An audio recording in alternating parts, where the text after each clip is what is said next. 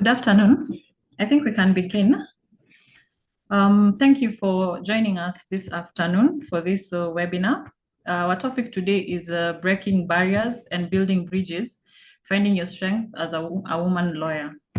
So I'll start by introducing myself. My name is Natasha Monari. I'm from Kenya, a member of the Women Lawyers Committee in East Africa Law Society. I'm an advocate. I work with the firm of Mutuli and Monari Advocates. I'm glad to be here. Thank you for joining from whichever part of East Africa you are from. So today we have a very exciting topic for female lawyers. We have 4 speakers today before us, 4 phenomenal women. So firstly, we have Senior Counsel Judith Ongori, who's the founding partner of Judith Ongori and Company Advocates. Then we have Dr. Joyce Nalunga, who's the president of the Female Lawyers Network. Then we have Ms. Fabiola Uwera, who's a program officer, Center for Justice and Advocacy. Then we have Ms. Jacqueline Tarimo, senior associate at Bowmans, Tanzania. So briefly, I'll introduce their bios shortly. Then once they begin their presentation, they'll take over from there. So we have Senior Counsel Judith Ongori, who has 35 years of practice as an advocate in family law practice. She's a very seasoned advocate here in Kenya, and we are glad for her presence here. Then we have Ms. Fabiola Uwera, who's a Rwandan attorney of over 5 years experience. She works at the Center for Justice and Advocacy at the SATA Foundation. And also she graduated from the Georgetown University Law Center, specializing in technology law and policy. And currently she's doing her LLM in the United States. Then we have Ms. Jacqueline Tarimo, who's a senior associate in the corporate department at Bowmans, Tanzania. She has over 11 years of legal experience, and we're glad that she's here to join us.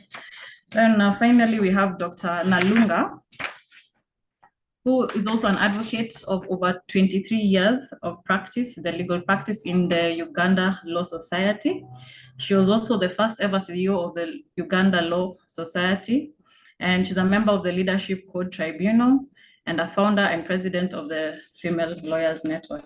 So without going any further, I'd like to introduce Senior Counsel Judith Ongori to take over the first session of the webinar. And just some housekeeping. Kindly, if you have any questions, just highlight them in the chat section. We will deal with the questions at the end of all the presentations at the plenary session. So kindly, Senior Counsel, kindly take over, and thank you for having us today. Well, thank you, Natasha. Thank you, young lawyers and others who are listening to me. It is a pleasure for me to be here this afternoon with you, sharing the journey or sharing the learnings from my journey to this point. So as Natasha said, my name is Judith Ongori and I'm a family lawyer in Kenya. And I like to say that I'm a family lawyer by choice, and I'll tell you in the course of this season why it is so. Natasha asked me to speak on finding your strength as a woman lawyer through my own experience. And Natasha also said that I have 25 minutes to speak, Natasha, unless you have added to that. So I'll do the best that I can in that time. So when I set out as a lawyer, that was 35 years ago, as Natasha said, I did so to earn a living because it was a thing that one did after graduating from law school. I did not think to this point or near this point. The difference for you who are younger than us is that you can be intentional. Not only that you have people around you who can tell you what their journeys have been. When we started, there were less female lawyers out there. There was less acknowledgement of the challenges that female lawyers faced in life, and people were less willing to share. The difference today is that there is great acknowledgement of the challenges we face, but also of the successes that we can make of ourselves, but also that the senior lawyers are more willing to share what their journey has been. So I can only tell you that you start off at a better time than we ever did. And the expectation is that to whom more is given, much more is expected.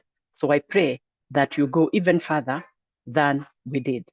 So of my journey, I started off as in a commercial practice, so to speak. I was employed by a law firm, and I did commercial law, commercial litigation, and I thought I was doing good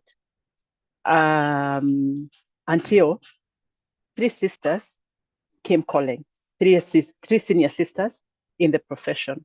One of them is the Chief Justice, Martha Koome. She was then in practice and also in FIDA. The other one was Dr. Nancy Baraza, who now teaches at the law school in Nairobi, at the University of Nairobi, but she was also then in practice and in FIDA. The other one was the senior counsel, Martha Karua, who is, of course, a very seasoned politician, and a few other women. There was also Alice Wahome, the CS who has just retired from the Ministry of Lands. Those women, I can say, it's on their shoulders that I stood, and that's why I am here today. At that point, I did not know it, but they pulled me from being a legal associate, all my life. I mean, for me, I was like, here I am. I've arrived. I'm practicing law. I've kind of gotten, what I want because I'm earning a living. Because at that point, you didn't quite look beyond that, and I thought that I was okay. I have said this before, and I want to share it again, that it took those senior sisters to pull me. Once and again, they called me. Once and again, they called me. And they said, there's an opening at FIDA for head of litigation. You can do it. Please come and do it. And I was finally persuaded when I was 7 months pregnant with my last born. And I joined FIDA, and my life has never been the same. I could not see this point in my life, but those senior sisters of mine saw it and knew that I needed to be exposed that way. And FIDA, Federation of Women Lawyers, I like to say, changed my life. It changed my discourse because it made me know that we are only limited by ourselves, by our socialization.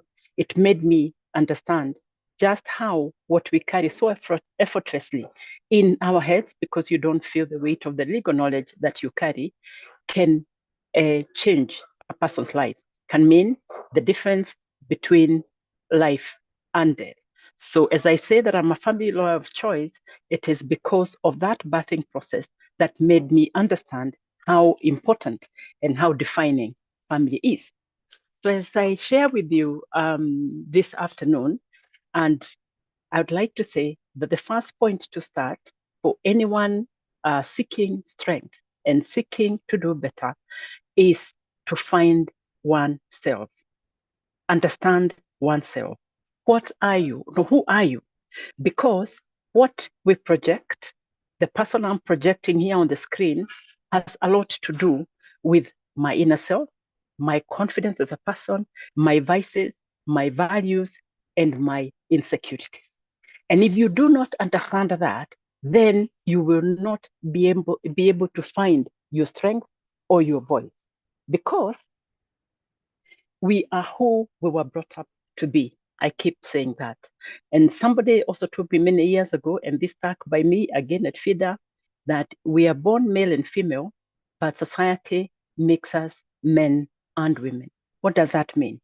That when you're born, a boy and a girl, we are born biologically different. That's the only difference between a boy and a girl.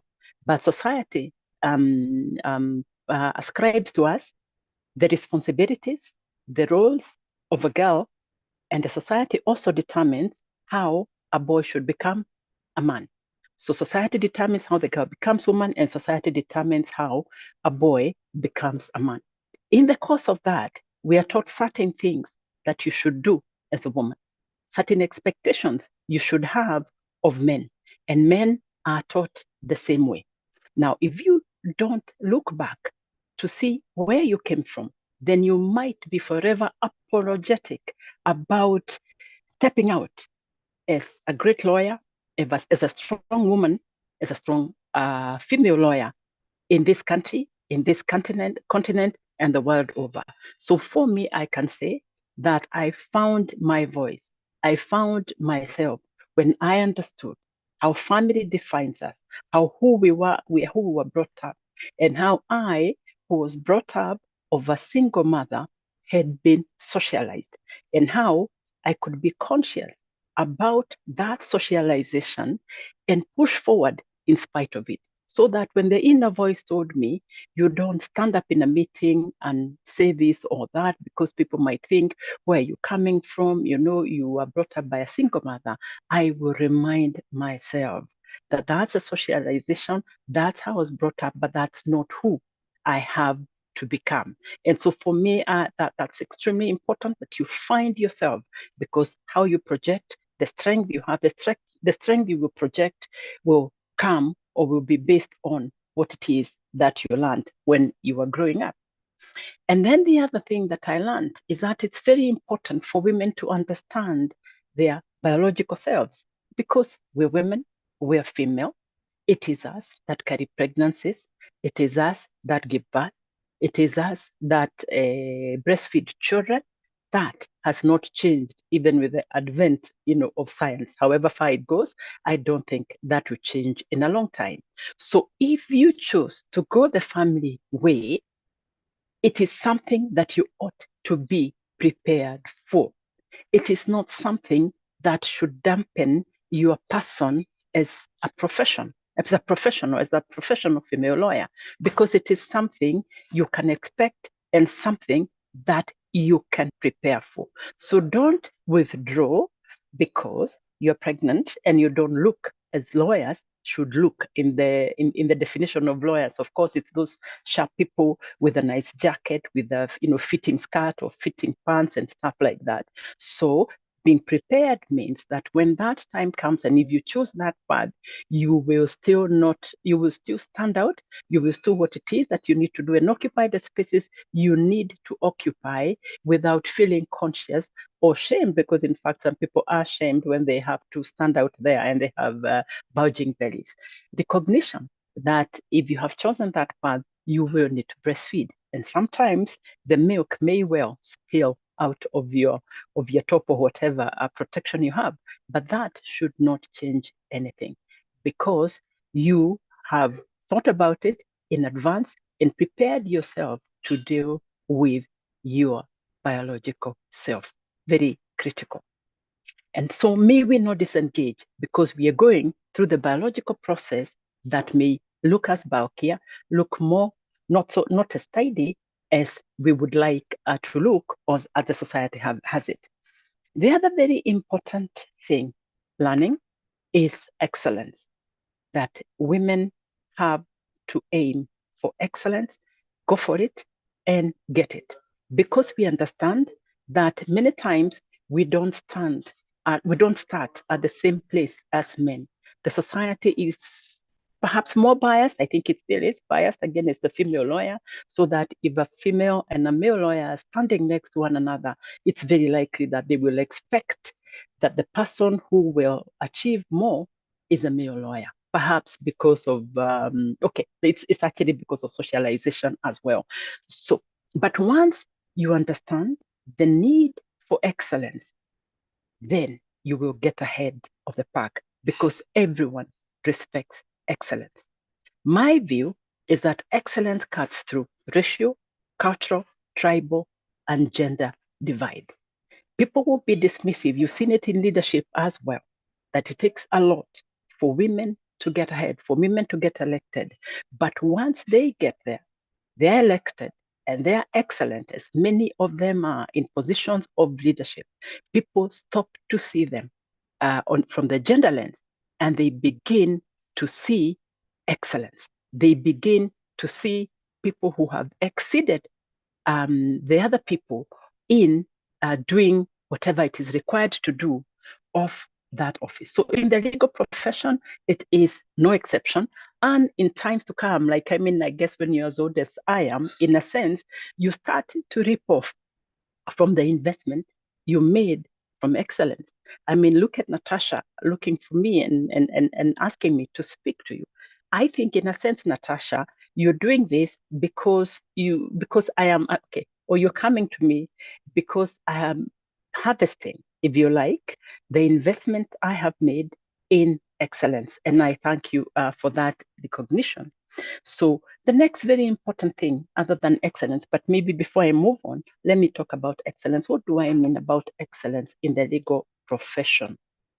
Many of us who are employers are complaining a lot about the pleadings that we see, the presentation we see in court, the submissions we see in court from younger lawyers. There is an opportunity for you young female lawyers to stand out. You have the knowledge, you have the know-how, you have people to look up for too. You have presidents all over. We didn't even have them, as we had to wait to get the hardcover books so that we could know what the last case was. You guys have copies of pleadings available, have submissions done by other people available. You have judgments available at the press of a button. There is no reason why your correspondence coming from you should be anything else than perfect, because you can even do a grammar check, you can do any check that you want. There is no reason why your correspondence coming from you should not be your brand, so that I read your letter and I'm like, I want to meet the person who has written this letter. Then the pleadings that you drew, why do we have so much shoddiness? Sometimes, why? You just need at the click of a button to find out what somebody else has done, because you're not reinventing the wheel. Somebody has done that pleading before. So click the button, make the effort so that you have an excellent pleading. And once you start on the excellence journey, it does not stop. And then submissions. You have the know-how, you have the authorities. Somebody else has been there and done this before. Why would you not be able to do an excellent submission? And then the submission in court, the oral submission in court, you must stand out. If you're in a virtual court or a physical court, can people go asking who that young lawyer, if they didn't get her name, is? Where does she work? Because you know what it takes? Just a bit of effort. At the time that I was a young lawyer and I was first employed before I went to FIDA, I learned under Lee Mudoga. And Lee Mudoga taught me how to write my preparation ahead of time. He used to use a black biro, a blue biro, and a red one. No case was too small for him to put his notes ahead of time. And that's me today. Not even a mention is too small for me to put my thoughts together ahead of time. And that way you will achieve excellence. I cannot emphasize how important excellence is for you to get ahead, for you to showcase your strength as a female lawyer. The other one that you must do is embody integrity in what you do. And you know what? Integrity is not far from us women. It's almost a given, okay? So can you embody integrity? Can your truth be your truth? Can your word be your bond? When you undertake to do something, can you do something without even having to be forced to honor a professional undertaking? Can you keep healthy and maintain healthy boundaries? Okay. And you know what that means. Even with the males that come to the office or the females come to the office, if they're clients, can you maintain healthy boundaries? And you know what? You're very unlikely to go wrong. So for me, if you combine excellence and if you combine it with integrity, and if you protect your name, and if you never have an appetite for other people's money, I see no reason why you cannot go further than we who are speaking today have gone. May I tell you that you stand on our shoulders, like we stood on the shoulders of the ones who went before us. And when you stand on our shoulders, you see farther than we did. And when you see farther than we did, it means that you can get farther, you can get there without too much pain, without too much struggle, and without too much sacrifice. My prayer for you is that you go further. My final one, because I think, Natasha, you'll be telling me I'm getting to the end of time. Is that so, Natasha? How much more time have I got? Senior, you have 10 more minutes, so there's a I bit have of more. time. Yes. Okay. Thank you. The other very important one is to understand that once you lose your name, it's very difficult to reclaim it. Very difficult to reclaim it. So please start small. Take baby steps in building your name as you learn as you learn the tricks of the trade, but ensuring that every step that you take forward is a sure step, because it's very easy to make a name because of one case that you did, but it's also very easy to lose your name because of the next thing or the next case you do, and you do it badly. So please, just like a building made of concrete,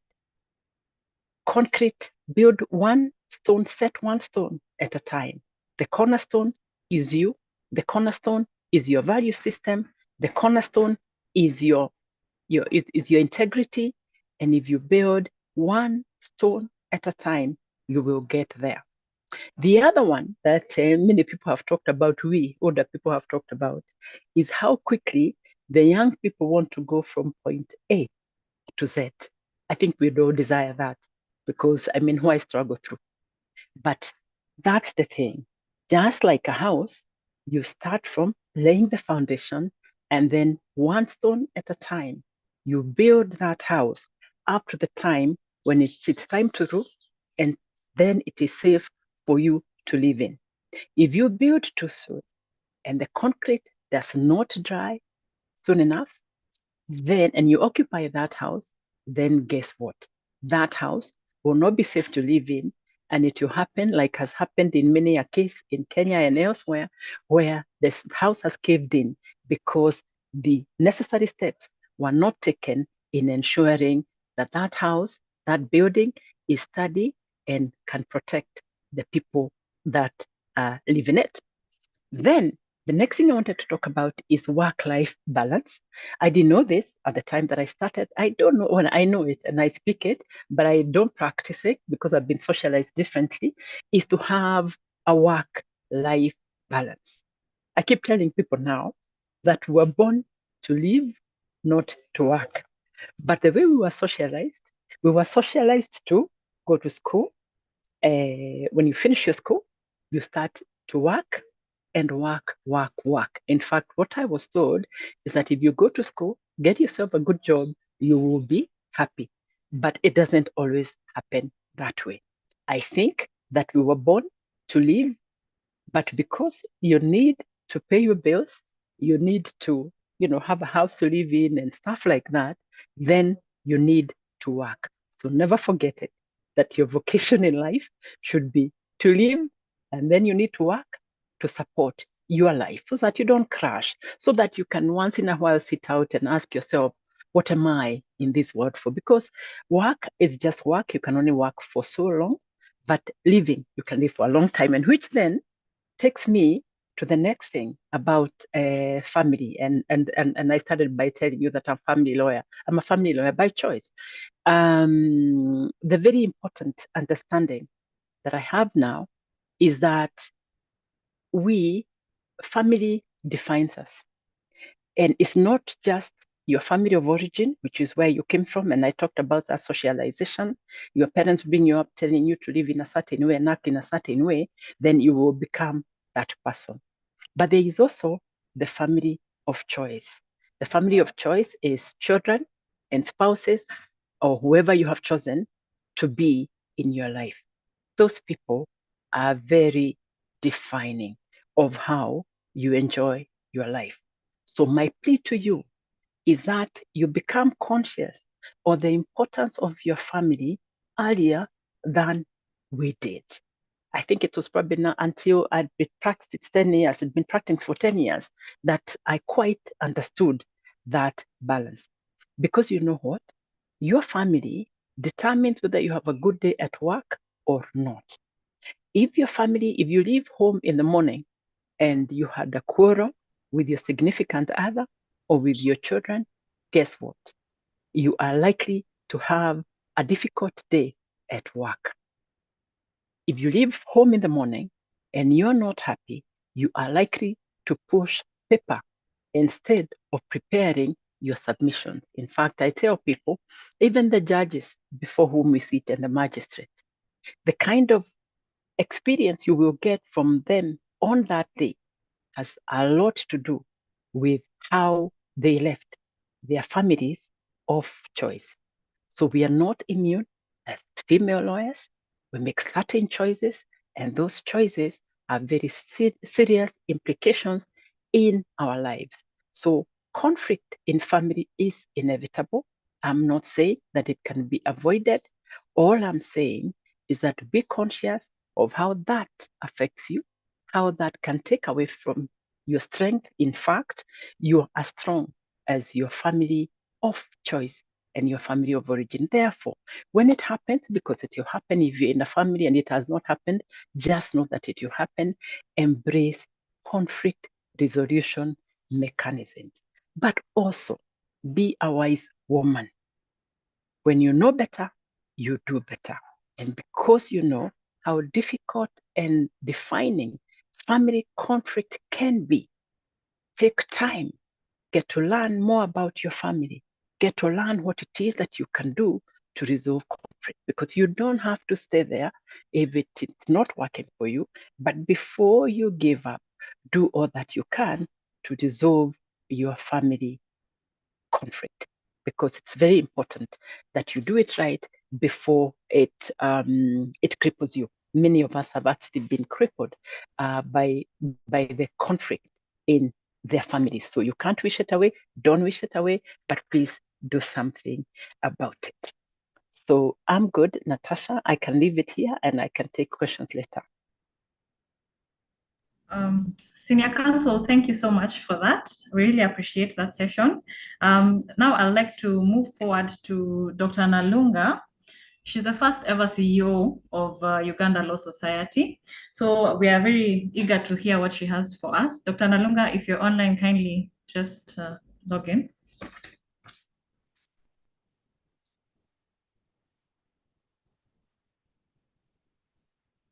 Dr. Nalunga? I don't know, maybe she's stepped out.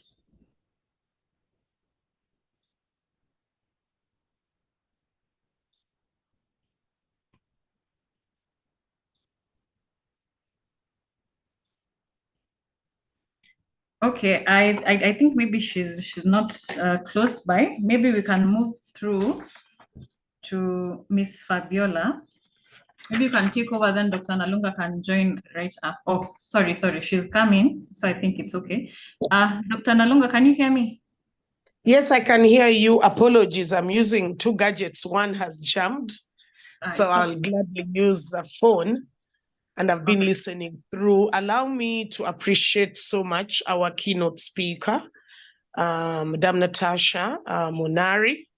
That was very insightful and very beneficial. Well, like you've ably articulated, I've been in practice for 23 years now. And from my experience, I've learned that the need for us women lawyers to be aggressive as regards equality in the legal spaces, it has to be a deliberate, intentional, and aggressive strategy. One thing I've realized that the women lawyers are pathfinders in the legal spaces. And I've learned mostly that we can access all opportunities and different areas if we continue to learn together, grow, develop, so that our competence is enhanced and we are able to exactly prove who we are. Now, are mindful of what the role of intersectionality in shaping our experience. I've worked in 3 different spaces. One, as a private practitioner for about 10 years. Then I became a chief executive officer for about 3 years. And then I currently work with the tribunal in the public sector in the government. Now, this is what I've learned, and I can share with female lawyers that are listening, that we need to acknowledge that intersectionality plays a critical role in shaping us. We need to understand that every one of us is unique as a woman lawyer in our own way. And what we bring on board will complement what another person is bringing on board. We also need to be mindful of the fact that because of the difference in each one of us, we face discrimination, oppression, and harassment in different dimensions. I remember when I was still in practice as a young female lawyer, when I was pregnant and I appeared at the bar to present my case, sometimes I could feel that I should not be, my case shouldn't be handled last because I'm a young lawyer, but because of my state, it should be called a little earlier. So that different segments of discrimination could creep in once in a while. When your physical ability is not that good, then special consideration has to be put in place. So I want to remind colleagues that are listening in that on an individual level, you need to understand that regardless of the different challenges, you have to grow, relearn, and continuously reskill yourself. We need to be aware that there is inequality in the legal spaces. We need to continuously self-reflect. What can I do better? How can I position myself better? What do I bring on board? What is missing that I can work on in a better way? So we need that deep appreciation of the diverse experiences that we have. Then secondly, like our keynote has ably articulated, excellence is non-negotiable for us women lawyers. We need to put excellence, professionalism, integrity, accountability at the helm of our legal practice. And how best can we have all these different competences and skills with training and professional development? Someone said that you cease to learn when you die. That means that learning is going to be a continuous thing for us women lawyers so that we are able to break the barriers and break the glass ceiling. So it's critical, it's important. And what do I mean by training and development? We need to eye the emerging trends. Women lawyers don't need to be comfortable with where we are. We need to identify what are the trends that are coming on board. Aspects like oil and gas, mining, construction law, cyber law and legal tech, sports law, artificial intelligence. Women lawyers are very brilliant, intelligent, and focused and visionary. We need to be the experts in those different areas. And how best can we be experts? By having rigorous training, by being deliberate, by being intentional, by continuously consulting, getting mentors, but most importantly, by reaching out the different education platforms and relearn and learn the different professional areas. I'll also comment about effective mentorship. When I started practice 23 years ago, I got a mentor. I remember by then I wanted to do private practice. I opened up a law firm. Along the way, my vision changed. In life, sometimes your vision changes depending on your interests and age. So when my vision changed and I joined Uganda Law Society as a CEO, I also got a mentor who was a chief executive to mentor me what it means to do leadership at a higher level, what it means to lead a team of 240 staff, people management skills, how to be efficient and effective, appropriate communication skills, conflict management. So as female lawyers have to prioritize mentorship. Do you have a mentor? Because mentorship is core in our personal growth. And what is the role of a mentor? A mentor will guide us. He will help you unlock your full potential. He's going to enable you seize the opportunities that are available. A mentor will support you. My mentor continuously enables me appreciate my strength, leverage on them to be better, but also reminds me of the weaknesses that I have and how best I can mitigate them. I had a weakness of attending so many talking in engagements, okay? Because I don't say no. And the mentor told me, you're going to break down. Secondly, you're not going to have time for you. You need to strike a balance between family and also the different aspects of your life. So we need a mentor to boost our confidence so that we have self-efficacy, to encourage us, to help us recognize our strength, but most importantly, to help us identify the new areas of improvement. So I implore our female lawyers that are listening, you can only break barriers when you're mentored well, when you're training, when you're learning, when you're growing, when you're available to exploit your full potential. And then lastly, I'll share my experience with the different perception and attitudes of male colleagues. Ladies that are listening to me, we may not change our male colleagues when it comes to gender biases. You know, sometimes someone can even say, you're just a lady. Let the men speak first. You know, even the male judicial officer, sometimes you can see the bias at the bench. Those days when I used to appear before court.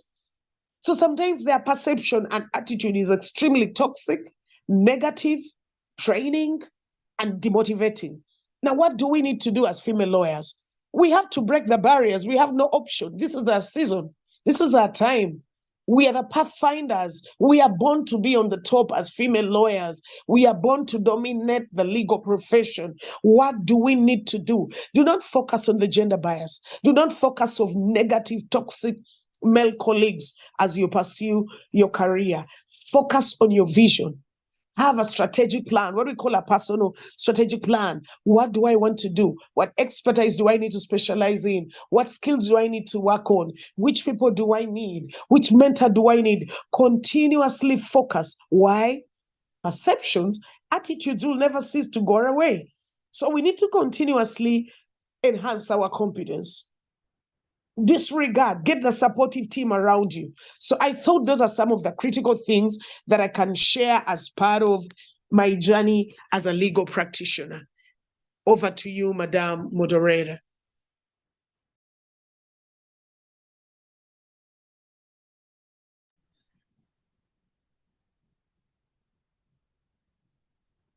Thank you for that, Dr. Nalunga. We really appreciate the sentiments you've offered for us today. I'd like to move swiftly to Ms. Fabiola Uwera. One thing about this lady, she was the first Rwandan fellow in the Leadership and Advocacy for Women in Africa, the first fellowship program in Georgetown Law, and the first fellow to specialize in technology law. So welcome, Ms. Fabiola.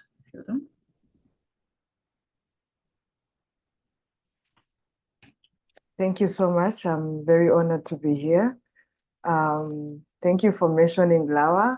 I know many women lawyers in Uganda, in Kenya, who are in FIDA, went through this program. As Natasha said, I was the first fellow from Rwanda. And I need to emphasize, I need to talk about this amazing program so that more women from Rwanda, from Burundi, and other East African countries that have not been represented before to know about the program and apply.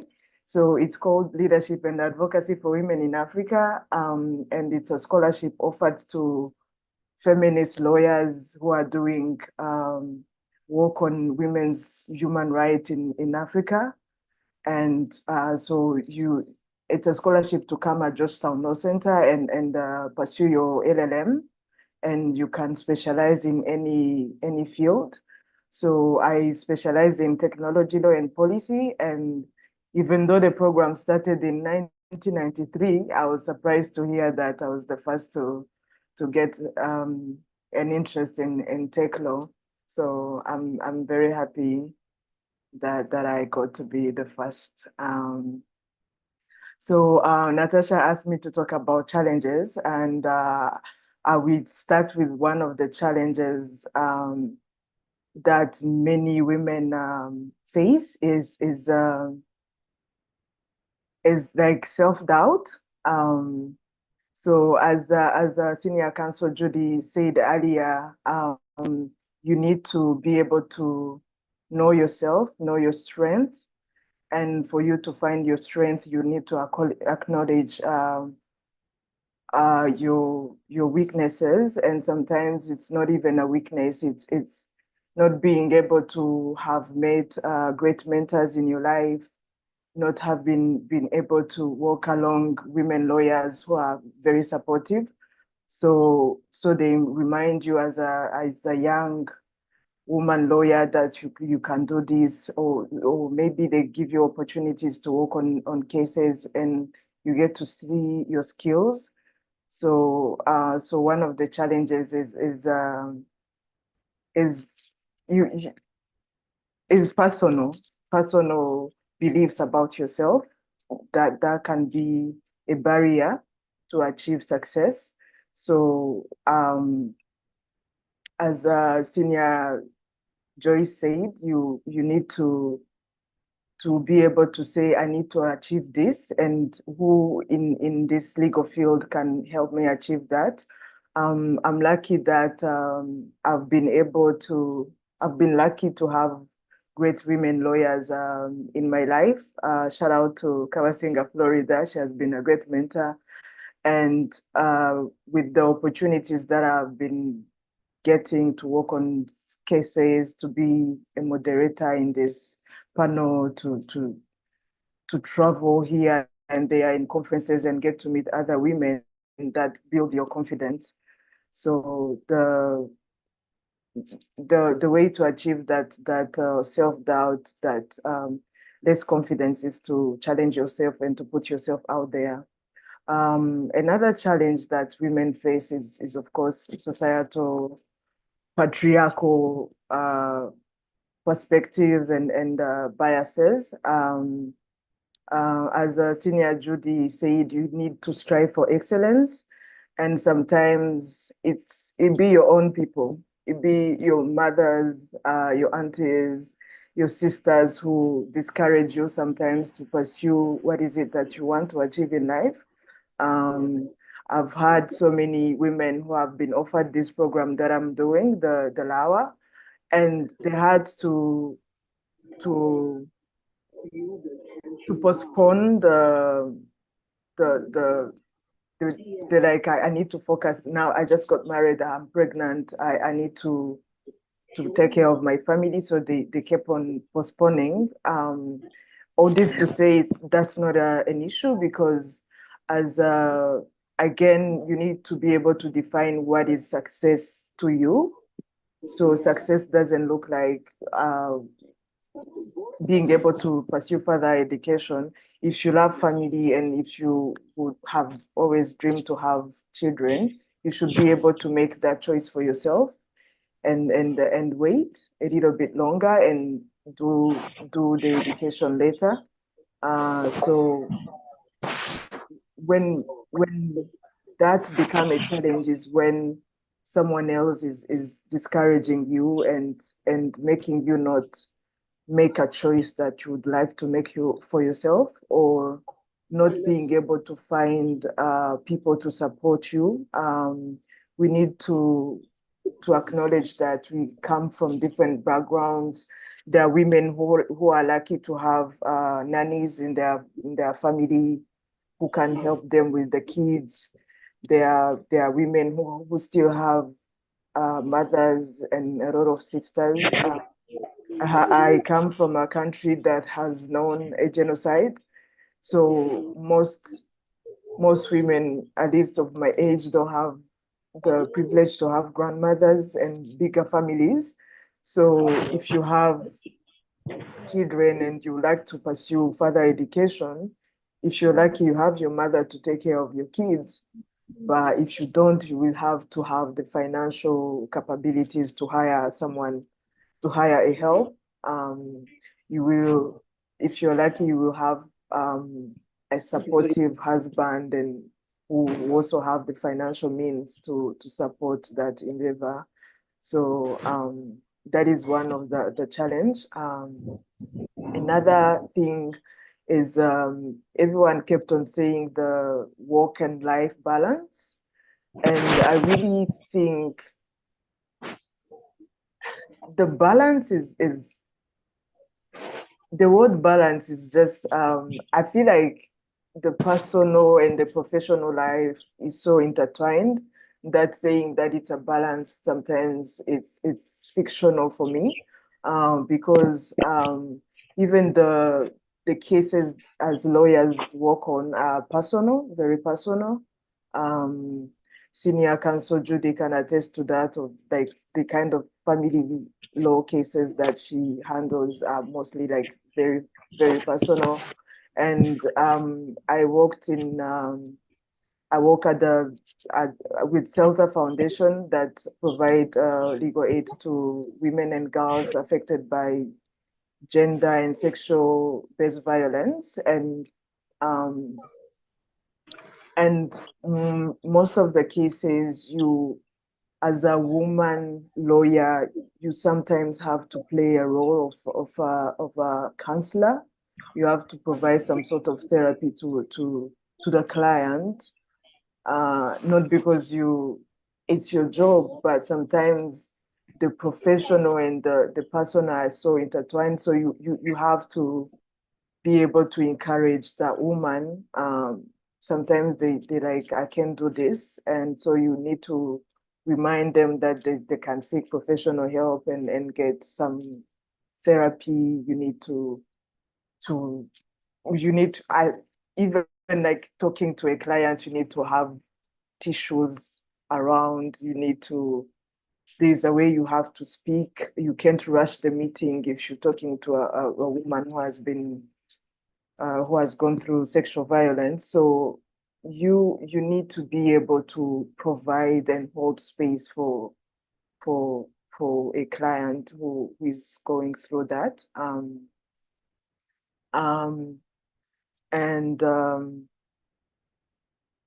And also, as a lawyer, you need to acknowledge how some of the challenges come from the type of work that you do.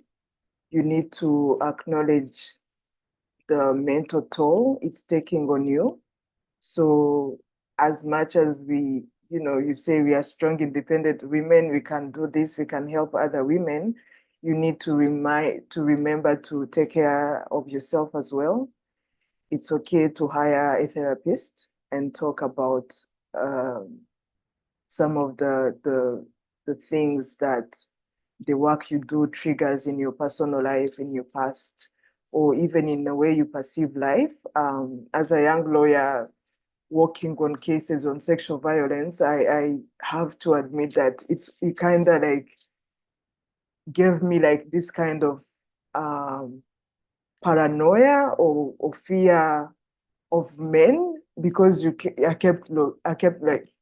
kept hearing or meeting women who have been sexually violated by their boyfriends or by a stranger in a car during COVID. Like, you get a ride and the stranger, an educated man who is driving, block the car and violate you. So I've had cases that if I was not a lawyer, I wouldn't have believed that those kind of stuff exist.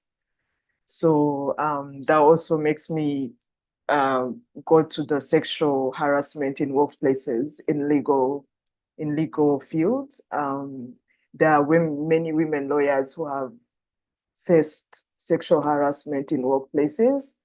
That is also a challenge, and sometimes you need to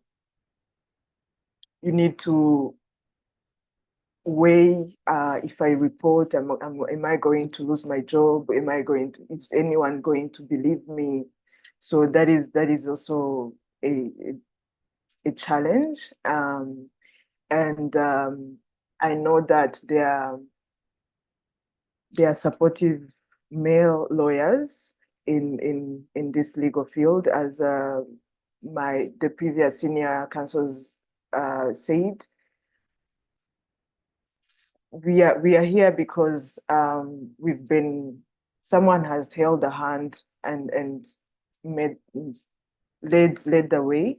So there are male lawyers who are supportive and who make sure that the places, the law firm, are safe places for women, and it's okay to report those kind of cases. So I would encourage all the male allies to make sure that the workplaces are safe for women. To conclude, I also want to say that despite all these challenges, just because we are challenged, we cannot say that we will perform poorly. So we still need to strive for excellence. We still need to speak out whenever there's something wrong going on, and we need to show up for ourselves. We need to invest in our own mental health. We also need to define what is success for us. Just because you were at a certain level and at some point you wanted to have a baby and took a maternity leave, you shouldn't feel bad that you're no longer successful, because success can look like having to experience your baby and spend time with her and enjoy a honeymoon with your husband. So success is you being a fully human who is functional and happy and being able to support other people who come to you for legal help. Thank you.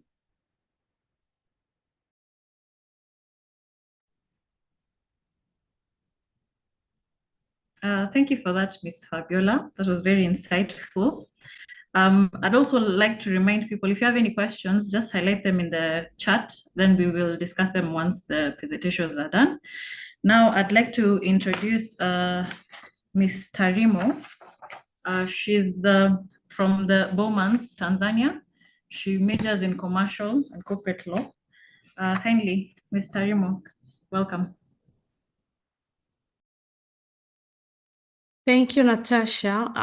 It's a pleasure to be here, and I'm thankful to the ELS Society and the senior counsels who have spoken before me, Ms. Judy and Dr. Joyce, as well as Fabiola. My experience is of 11 years in the legal practice. And I'm going to share a few experiences or notes or things which I've learned about in the course of my experience. And I'll start off with key leadership qualities and skills which, in my view, contribute to the success of women lawyers in the legal profession. So I think effective communication is key. It's important for us as women lawyers to be able to clearly and transparently communicate, whether it's communication with colleagues or clients or just peers in the profession or our juniors. It's important that we are able to communicate effectively, as this is one of the key qualities of a good leader. As much as we aspire to become good leaders, women lawyers in the society, we should always bear in mind that effective communication is very important. I also think it's important that we are able to make decisions. So as a leader, it reaches a point where you have to make critical decisions, and you need to be well equipped with the necessary skills, and this will enable you to be able to analyze issues and be able to assess any risks and make any sound judgments before you make any critical decisions. So it's for me, I think it's a key skill as a woman lawyer to be able to have. I think it's also important that we are able to think strategically. So we need to be able to consider what our long-term objectives are so that we can plan around how to achieve them. So once you're in a leadership role, I think it's important that you're able to tell what are the industry trends and assess any competitive landscapes and also be able to identify any opportunities for growth and innovation. As much as your practice is concerned, this will be important because you'll be able to tell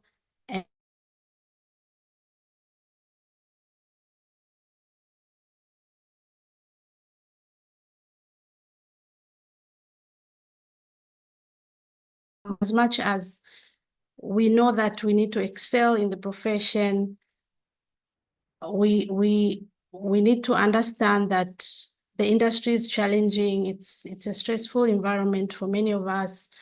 So we need to be able to empathize with the client's concerns, know what they expect, but also be able to manage the team.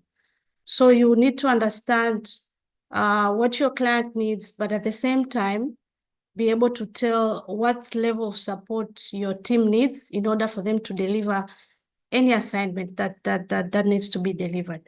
So you need to be able to navigate the various scenarios, negotiations, tackle conversations which are tough, manage stress, and create a positive work environment for the team. At the same time, of course, bearing in mind that you need to service the client. So the welfare of your team also needs to be taken care of. In as much as we want to excel, we need the team's support. At the same time, we need to manage the client's expectations. Delegation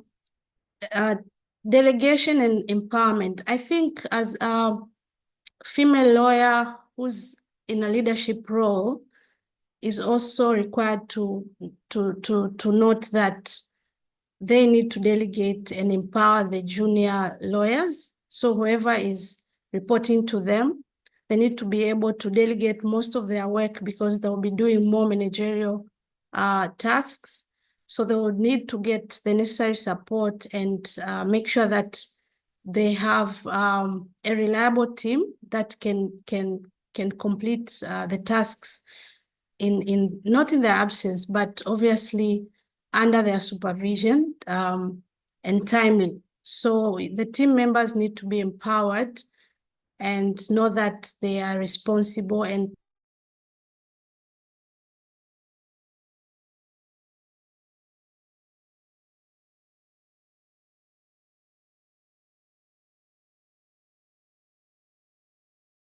shoes and delivering whatever that needs to be done by us. So we need to be able to build a team that's able to execute tasks. I also think that it's important as a female lawyer to understand the legal industry and understand how the commercial acumen works. So how do you empower the team? Yes, but how do you create profit out of the work that you're doing? So how do you keep track of billable hours, non-billable hours, and what mechanisms can be deployed within your firm so that you're able to track whether you're making profit or if you're making any loss, and how can you mitigate that? So I think it's very important that we have the commercial acumen as well. And one last thing, which I think is critical, is to have well-nurtured networks and relationships, because I think networking is very key. We rely on our colleagues in the profession, clients, people we know in the community. It's the people you know that are going to be able to think of you and give you work. So as much as we work hard, we do our best, we build our teams, we still need to make sure that we are well connected and we have good relationships with others, so that we are now able to rely on them and someone can think of you and refer any work to you. Moving on to what I think are the roles of networking. I've mentioned that networking is key. I see it very important because it makes you noticeable. So when you network, people can see you, you meet new people at different professional levels, you interact with them, you also get new ideas. It also contributes to your social well-being. When you're able to socialize with others, it builds confidence. When you're able to get out of your comfort zone, meet new people, speak to them, they get to know you, you get to know them. It also expands your knowledge. You get to meet people, you hear new things. There's always topics around that people are always going to be talking about. So it's easy for you to grasp even market trends. You'd be able to hear from people during networking events based on their experience, where they see the opportunities and what probably issues someone might have faced. So it's more of an exchange of ideas as well as building and developing lasting relationships.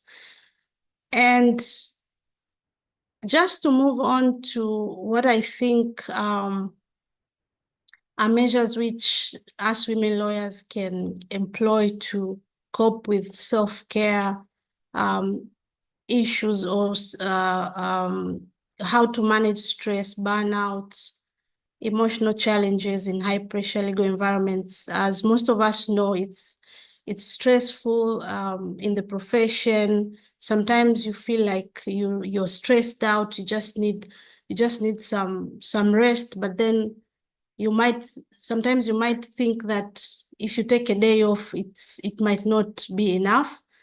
So I think there are things which, as women lawyers, can employ to make sure that we are able to manage stressful environments or any emotional challenges caused by the profession.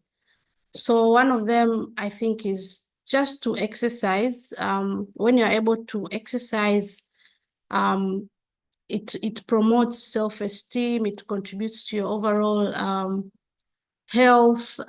So it manages how your body works, and when you're able to exercise, it reduces the impact of stress on your body, because your body is now able to cope with the depression and anxiety when you're more active physically. Also, when you get enough sleep, I think it's very important, because most of the time people are working for so many hours during the day. They don't sleep well, they don't get enough sleep, they don't get enough rest, and then this impacts their productivity the following day. So I think it's important that we take charge of ourselves, our bodies, make sure we have enough rest. If you can get 7 to 8 hours of sleep, I think that's more than enough for an adult to be more energized and refreshed for the following day. Also, participating in social activities, I think this is it's one of the ways to release stress. When you're able to take part in charity events, I'm sure there are also a lot of networking events through these communities. So when you're able to meet up with people who share similar interests, it's an opportunity for you to just step out from work, forget about work, and just be yourself. If you're also able to get some time alone, to just think about yourself, what you want to do, just relax and just being in your zone, and not having to think about work. You might as well just switch off your phone, your laptop, and just take total rest.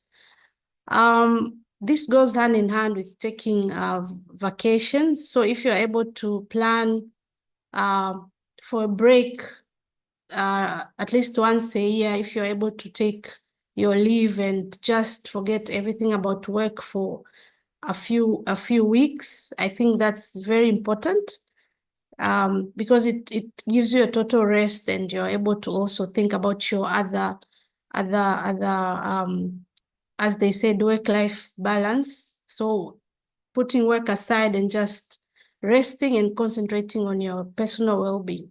That's very important. And also, I think it's important when you're able to manage your workload. So if you have enough support from your team, or if you're able to ask someone for help when you have a lot on your plate, that somehow creates space for you to release a lot of stress. When someone can assist and you're able to take less stress because you now have someone chipping in and relieving you from some of the workload. I think that really works. And yeah, I think another thing is if you're able to, because sometimes we work so hard and we focus on our long-term goals, and sometimes we feel like it's taking too long to realize or achieve those goals, then we somehow give up along the way. But if you're able to create a number of short-term goals, this helps you keep more motivated because you keep track of the small achievements that you've managed successfully within a short period of time. And then this keeps you going because you know that I've ticked this box and then now I have this other short-term goal ahead of me. I need to do 1, 2, 3 within the next 6 months. This helps you to keep track of your goals, and it motivates you towards your long-term goals. Yeah, I think that's all from me, Natasha. Thanks.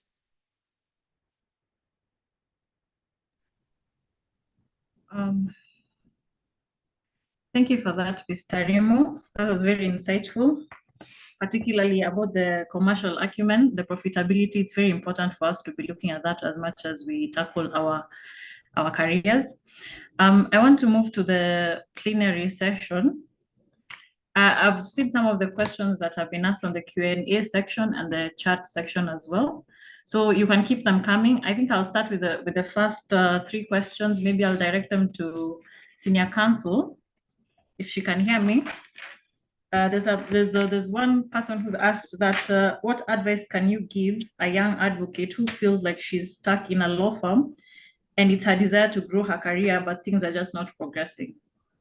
I want you to answer the 3 questions. Maybe then we can move to the next speaker for the next 3 questions. I hope you've gotten the first question, Senior. I have. Okay, and the second question is, how should one handle a difficult client? And then lastly, how do you approach someone to request them to be a mentor? Should they be in your circle or should they be a close friend, or how do you go about it? Maybe you can start with those ones, then we'll proceed with the next question. Thank you, Natasha. To the colleague who feels stuck in a law firm, I'm trying to get my camera back on, and how do they move forward? I think that first of all, and this is a mantra that I live with, I always believe that where I was at that moment was the best place to be until I could move on. So what I can tell them, that in this law firm that they are, and they make sure that they give it their best, they give it excellence, they give it integrity, and it is very likely that it will be the platform to other things. First of all, it's not only good for your CV, but also that other people are also seeing, how you are serving in the opportunity, how you're working in the place that you're at. And it's very likely that you could get people approaching you based on what you have showcased to be your professionalism and your hard work where you are. But also, where do they want to go? They don't want to be in a law firm. They want to go to NGOs. They want to go to or civil society. They want to government. They want to go into government. Then they need to capacitate themselves towards that end, whichever end it is. So I think it's very important that they look into tomorrow and what would they like to be there tomorrow, and so that they can capacitate themselves accordingly. And then the other person asked about the mentors. Should they be in your circle? Should they be outside of your circles?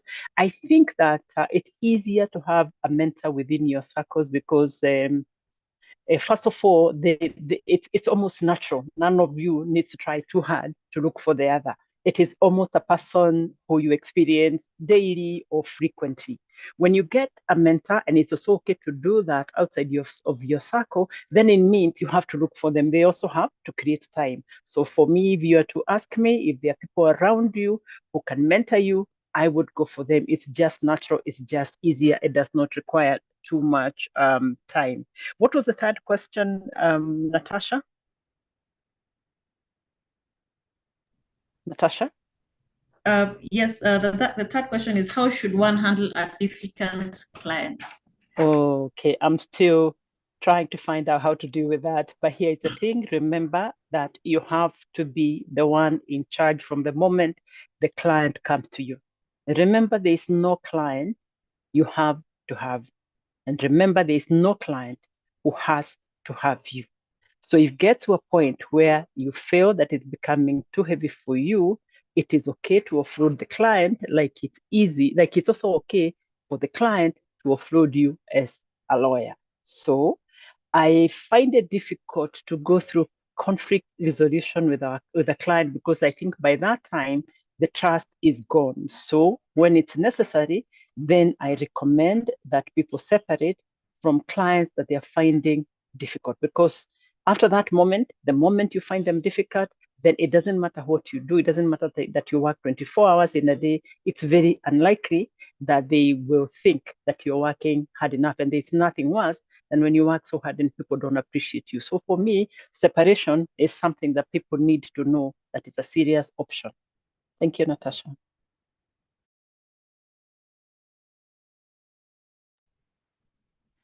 Thank you for that, Senior Counsel. That's very insightful. I'd like to ask Dr. I don't know if Dr. Nalunga is still on.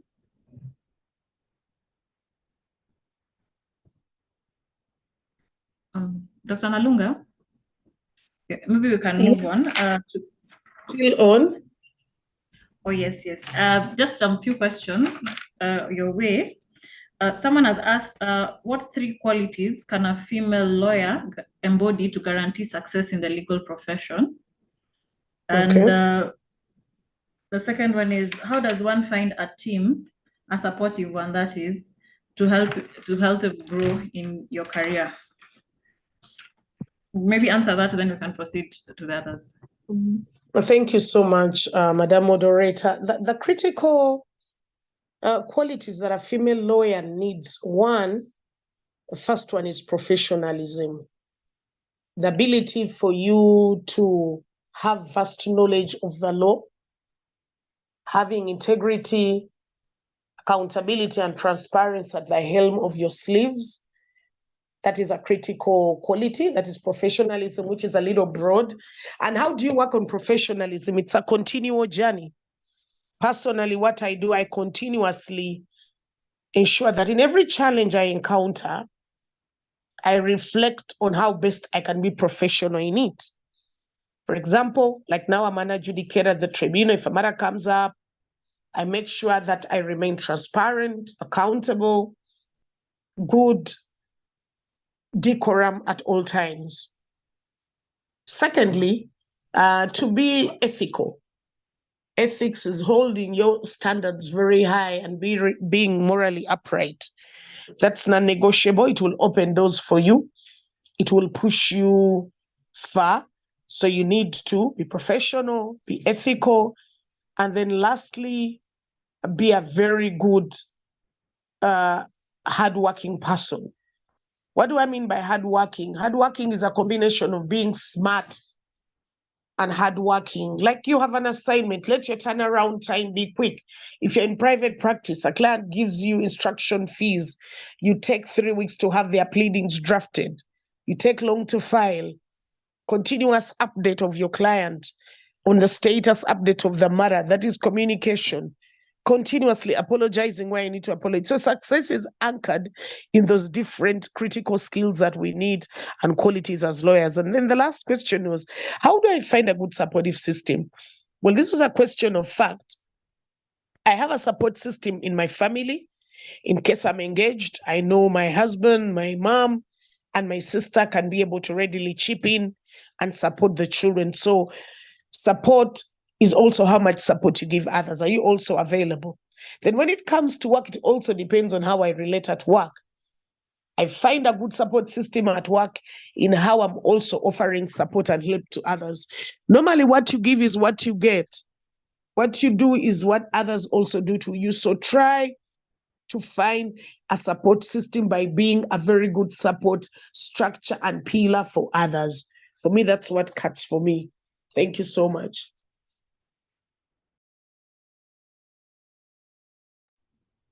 Thank you so much, Dr. Nalunga, for that. We really appreciate it. Now, I'd like to move to Ms. Fabiola. There are just two questions I'd like you to answer. There are many people asking about the LAWA, how to join. Maybe you can retaliate how to join the institution as well. And the second question is how to handle sexual harassment or intimidation at work.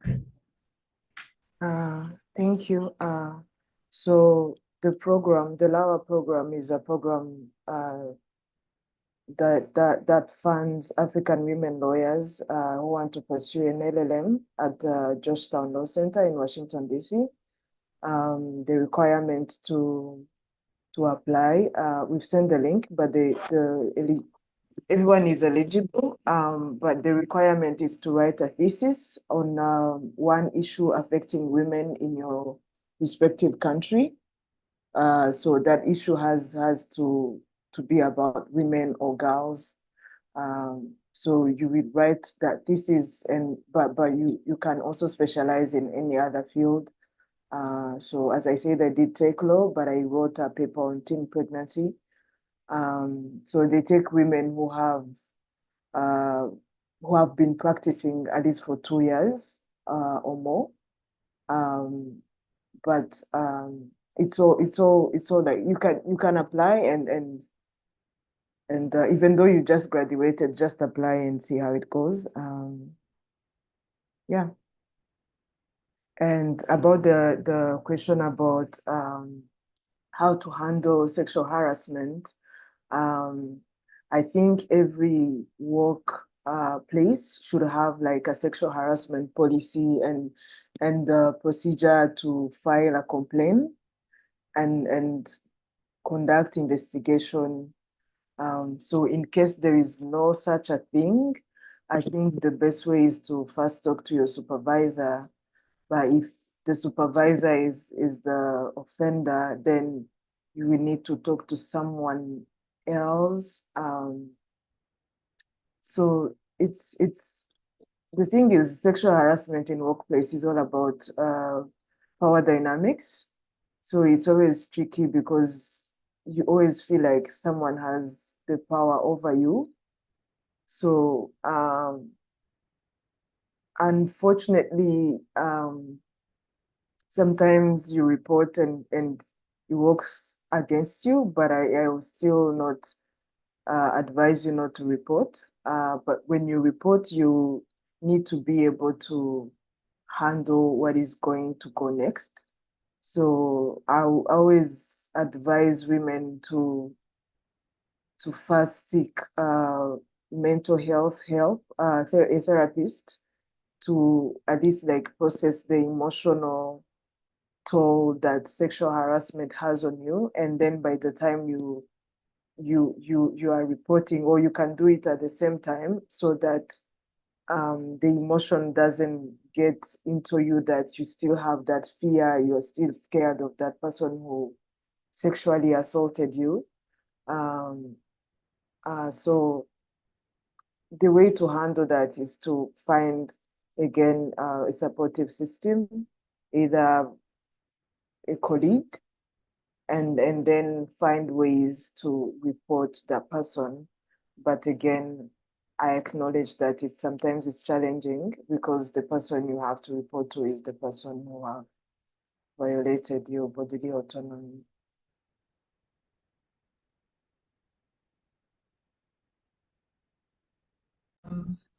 Thank you for that information. Okay, I'd like to ask Ms. Tarimo, since you're the one who's on corporate and commercial law, people are inquiring about billing. How do you assess how to bill a client? And the second question is how to negotiate your salary to your bosses. Kindly, maybe you can give insight on the same. Thank you, Natasha. On the first question in relation to billing, so I think it's important that you're able to allocate work to the relevant resources. So if it's work that needs to be done by a junior lawyer, I think it's best that you're able to allocate that work to that level of a lawyer, so that you're able to manage the client's fees, because most of them obviously would not be able to what they do is they negotiate because they don't want to pay more, and they feel like you deserve that certain amount of fee for that particular work, or because when they go to another law firm, they're able to get the work done at a very low fee.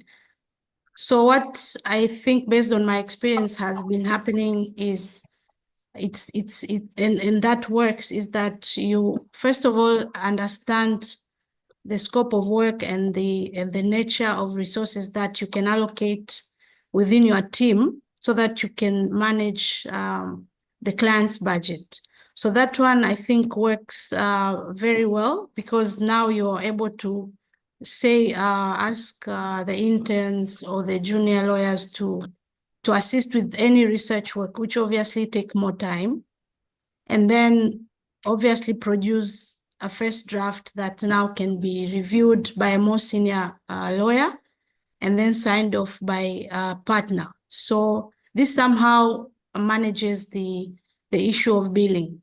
Of course, there are times that you explain to the client that certain type of work needs to be done at a certain level of seniority, and then clients would never understand. So you also need to consider what type of a client you're dealing with, and consider if you're able, what your intention is. Is it to retain the client for more future work, or you'd rather just do that one assignment and then never hear from them again? So sometimes you just negotiate and offer lower rates in the interest of keeping that client for more work in the future, which of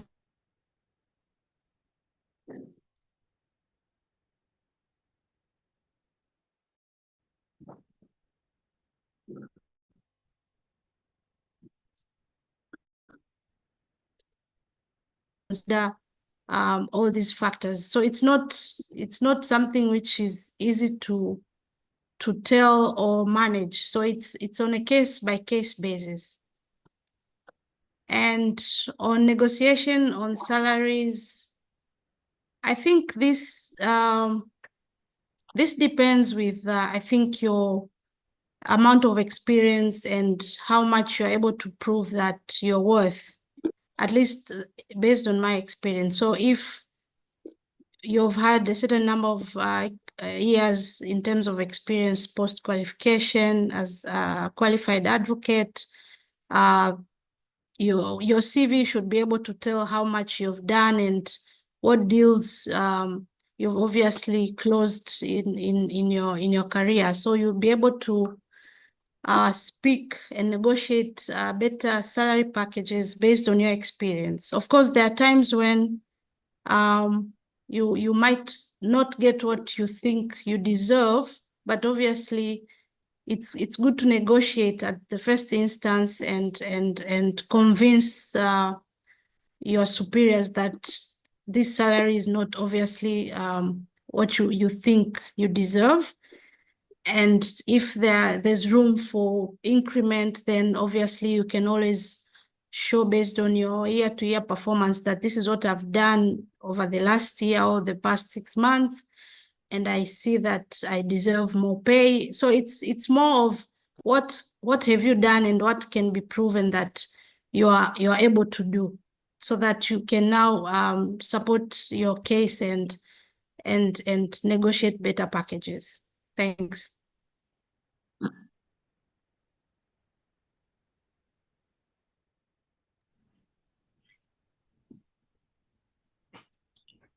Thank you for that. Also, I'd like to move back to senior counsel. There are two questions I'd like you to answer for us, kindly. Yes, Natasha, I'm here. So the first question is, what techniques or tips would you give a female lawyer when it comes to attracting new clients and building a client base? Then the second question is it appropriate to attend clients' events, or does it interfere with professionalism?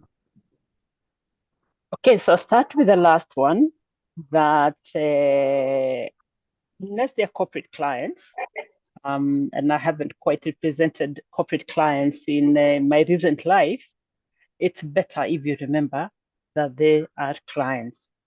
Keep your boundaries in place. If you start attending weddings, confirmations, baby showers, and stuff like that, then it becomes very difficult to draw the necessary healthy boundaries. For me, I keep off my clients' social events, and in family law, it's especially difficult. In family law, it's especially difficult because you get very close to people, as somebody else said, but you nonetheless have to struggle to keep your boundaries. This should be a professional relationship, not a personal one. Your clients should not be your friends, and they can become friends after the client-advocate relationship is over. Please try to avoid getting into each other's spaces. That way you live longer, you live better, and you have blessed years in your profession. So the next one you asked me is, what did you ask me? I keep forgetting, Natasha. My age is not, it's coming in my way. Techniques. The technique for attracting and keeping clients. It is simple. There is nothing better than referrals, word of mouth referrals, so to speak, based on experience. So you do well for the client you have in front of you, however small, however insignificant that brief may appear.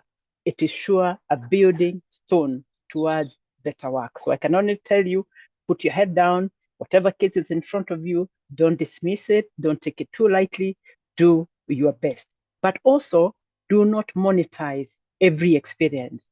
Because I've gone to very many forums to speak, some people ask me, are you paid for those forums? And I say, I'm not. But for sure, I attract business when I showcase my professional ability. Thank you, Natasha. Thank you for that response, Senior Counsel. I'd like to also ask Dr. Nalunga, if you can hear me. Someone is asking how one can join the Female Network Organization. And also, is it possible to get a mentor from there? I'm assuming the person is from Uganda.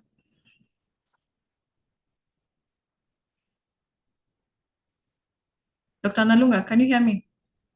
Yes, I can hear you very well. Thank you so much. Well, the Female Lawyers Network has different payments for the different membership. If you're in Uganda, it's 200,000 annually.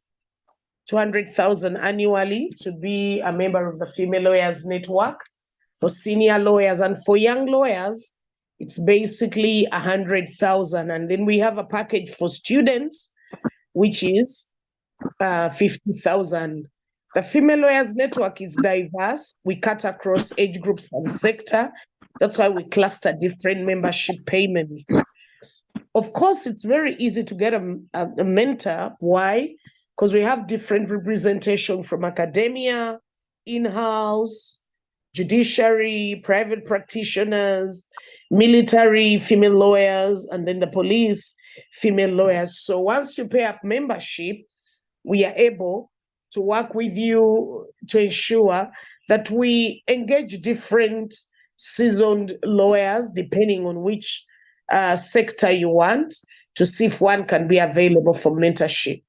So that's all I can share. Thank you very much. Okay. Well, I still have you.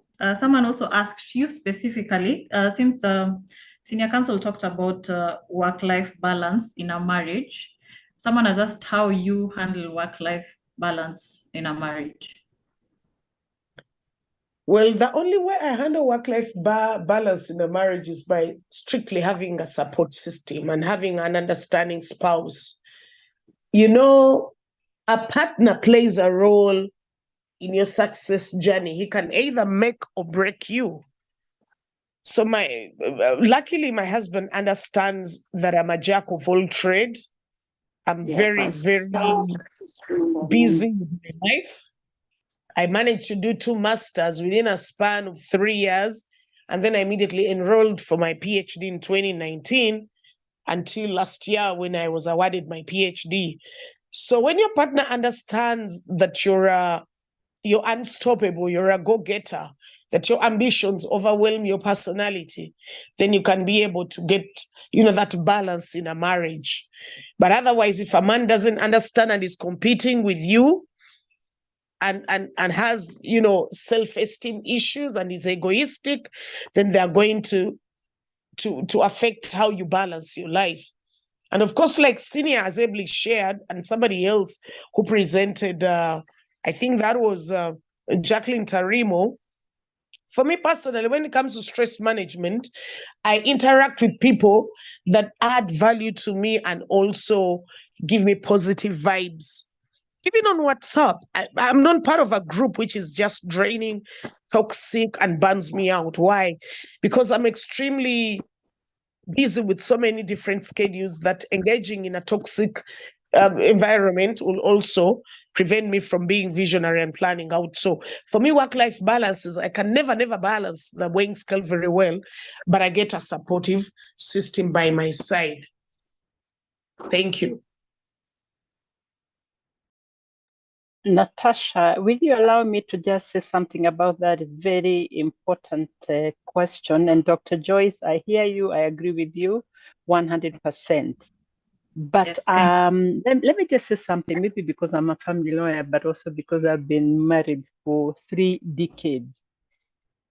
What I tell young people is that we marry based on the physical attraction of the other person and the potential we see of the other person. But in the end, what determines your enjoyment or not of a marriage is the alignment on basic common values. So may I say of the young people here who are not yet married, that they need to know what is very core to them, what are their core values before they decide to get married. And by saying so, then I'm saying understand yourself, because when you understand yourself, then you know what you should be looking for. And I give this very simple example. When you go to a shop, you know the kind of outfit you should be looking out for because of your body shape or whatever it is. But we fail to do that in a very important area of our lives, because you know what, Natasha, the most important decision you'll ever make in your adult life is the decision to marry, because it never leaves you. Whether you divorce, you separate, or whatever it is, by the way, that decision or the effect of that decision lives with you for the rest of your lives, and it lives with the people that you have chosen in your family of choice. So what am I trying to say? To agree with Daktari to say, if you want to advance academically, whichever way you want to go, then please look for somebody who will allow you the room to be that kind of person. You need to be a wise woman, even when you're in your tender years of 2022, 23, 2024, because that is the most important decision you will make in your entire life. Thank you for allowing me to jump in. Thank you so much for highlighting that important point. I'm back to you, Dr. Nalunga. Someone is asking, is it possible for a person in another East Africa country, BAR, to join the Female Lawyers Association?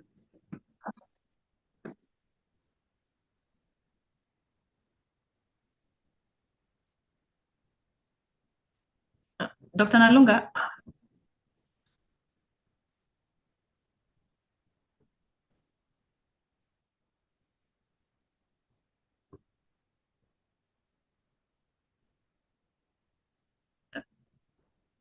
I beg your pardon, there's something I didn't hear.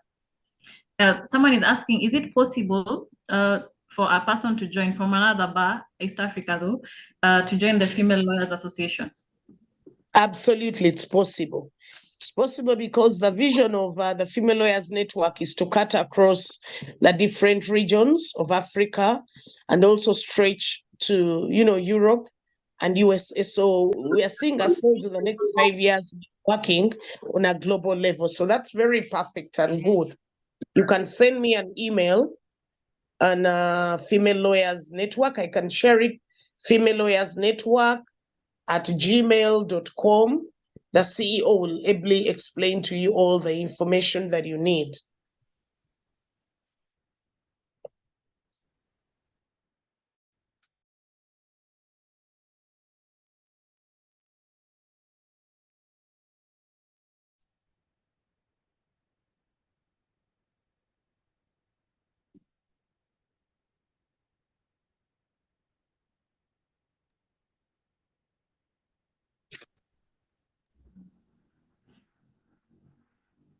So maybe I ask the final question, maybe to Ms. Tarimo. There's a question on how to ensure that you secure your job while, especially in a corporate institution.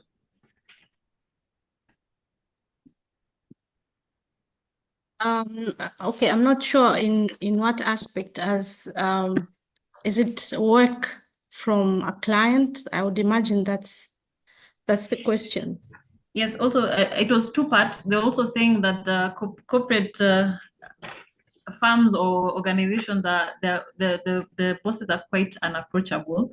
They're also asking whether how you're able to retain your position, either maybe promotion wise or how to advance it in a corporate environment. Okay, I think it's key that you know your goals and where you want to be. So when you set up your goals, I want to be at this level in the next 2-3 years, and work towards that goal. And obviously, sometimes it might be difficult given the gender issues, obviously, office politics. So it's not a smooth road, but I would encourage young lawyers to keep pushing. There are times when probably it's not the place where you have to be, and you sometimes you're pushed to look for other alternatives. So if it's to get a job elsewhere, I don't think anyone should hold back when they are actually in a very toxic environment and they feel that they don't have the necessary support for them to get any promotions. So you should never settle where you are. You should always look forward to stepping up, enhancing your skills, and moving to the next level. If the place is not for you, I suggest you look for other places where you feel that you'll be able to belong. Of course, it's not a smooth ride, but it's something that I think most people face, and it's not that it's the end of the world. We should always keep pushing. If you feel that you're not in the right place, just go out there and look for other opportunities. That I think that's all I can say. Thank you for that, Ms. Tarimo. I think we are done with most of the questions that were highlighted. I'd like, probably because of time, we only have 15 minutes from what I can see. Maybe each speaker can give a parting shot from our discussion and maybe a piece of advice, then we can conclude. Kindly, maybe we start with Senior Counsel, then we follow with Dr. Nalunga, then Fabiola, and then Ms. Tarimo. Thank you. Thank you, Natasha. First of all, let me thank the panelists from whom I have learned a lot. I can see the most, shall I say, the oldest and the most senior in terms of age in the profession, but I have had the joy of listening to all of you. Thank you so much. I have learned a lot. To you, Natasha, also. Thank you so much for doing a very good job moderating this session, as well as to the people who have attended to listen to us. Thank you. I hope that you take something from here. My parting shot to you is that every step you take is important, and that you can only be at the place you're at only, I mean, at how do I say, you can only be where you are now. Tomorrow you will be somewhere else. Could you make the best of that moment? Could you know that this is counting in your CV, this day today, and what you did today, and what you do tomorrow, and what you do tonight is counting in your CV of life. So be intentional, be deliberate, so that in the end, it counts for a better life for yourself. Thank you, Natasha.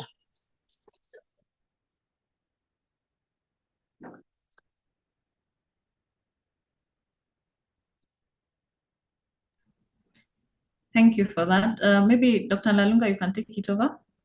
Yes, thank you so much, Natasha, for moderating. Allow me to also appreciate our keynote, my colleagues, the panelists, ELS, Secretariat. Thank you for putting this up. It means a lot. I'm very passionate about women empowerment and inspiring and, adjusting each other's crowns. The key nuggets of wisdom I can leave with you is persevere.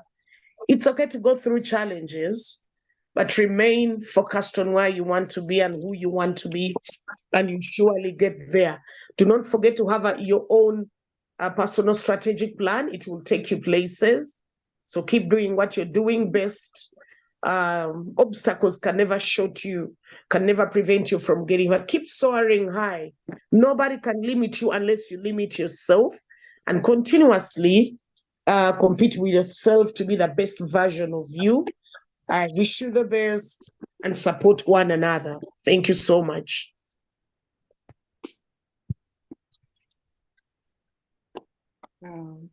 Thank you to you, Natasha, and the ELS, and my fellow panelists. It has been a great privilege to be on a panel with such amazing senior counsels.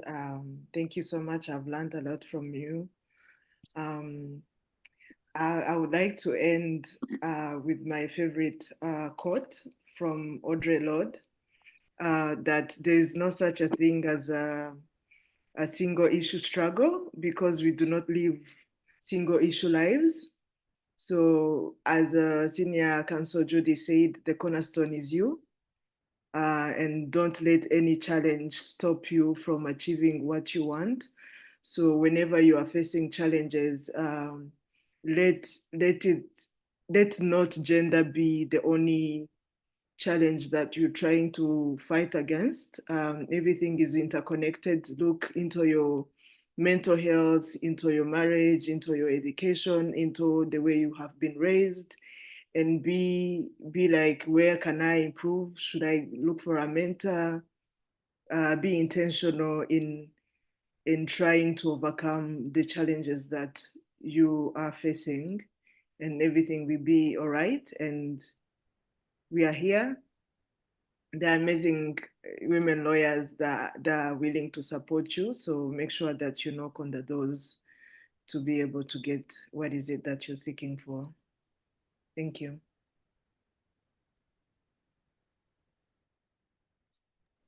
Thank you, Ms. Fabiola. Ms. Tarimo, just finish.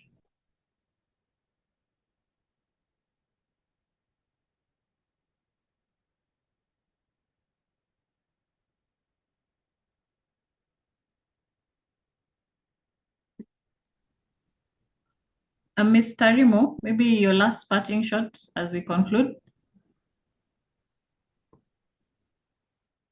Thanks, Natasha. I'd like to thank all the panelists for today's session. I've learned a lot from the senior counsels, and it's a great opportunity for me to be part of the panelists. And I'd also like to thank the team at East Africa Law Society for organizing this session. Parting words from my end to the female lawyers listening in. let's be present, let's be intentional, let's embrace tech and innovations. Let's keep learning, and let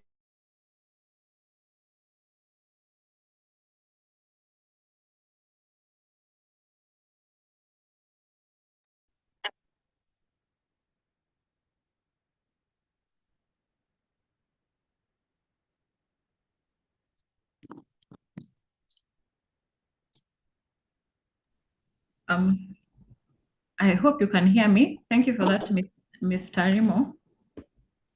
Okay, thank you for the insightful discussion to all the panelists today. I really appreciate for you taking your time today to come and speak to us. It's on very crucial matters pertaining to women. I've learned so much. I don't even know where to start, from Senior Council on Excellence and Professionalism, and that preparation is very important, and the embodiment of integrity, that it's a must that you show that you're worth an issue, and we really appreciate that. And also I'd like to thank Dr. Nalunga on your insightful engagement in this discussion, as well as Ms. Tarimo and Ms. Fabiola. For me, the only thing I can encourage all women is go for it. Your voice is your strength. Anything that is let out, an opportunity, go for it. You never know where it will land you, and confidence is key. For now, I don't have much to add. I'd like to introduce Ms. Angela Madumbo, if she's around, our chairperson for the Women Lawyers Committee, to give us a word or two before we conclude. Thank you very much, Natasha. This was a very insightful session. To our panelists from Senior Counsel, Dr. Joyce Nalunga, Jacqueline Tarimo, and Ms. Fabiola. I have learned so much. Sometimes we see a topic and then we think that it might be something that we keep hearing every day, but I have learned so much. And I especially liked what Senior Counsel said when she said that we should not be afraid of conflict, but we should expect it. And even as we expect conflict, we should also embrace conflict resolution measures, so that those two go hand in hand.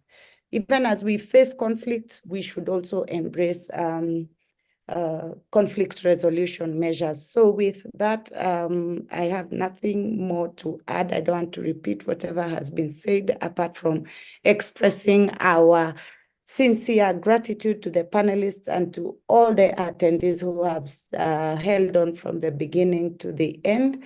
And for any one of us who might have missed a portion of the session, or maybe we have friends who could not make it to the session, please note that all our webinars are streamed live on Facebook and on YouTube. So you should be able to follow this webinar should you want to refresh your memory on one or two things that have been said. It is available on Facebook live and on YouTube, and all our social media handles are at East African Law Society. So if you search that on whichever socials, LinkedIn, YouTube, X, and Facebook, you should find the recording.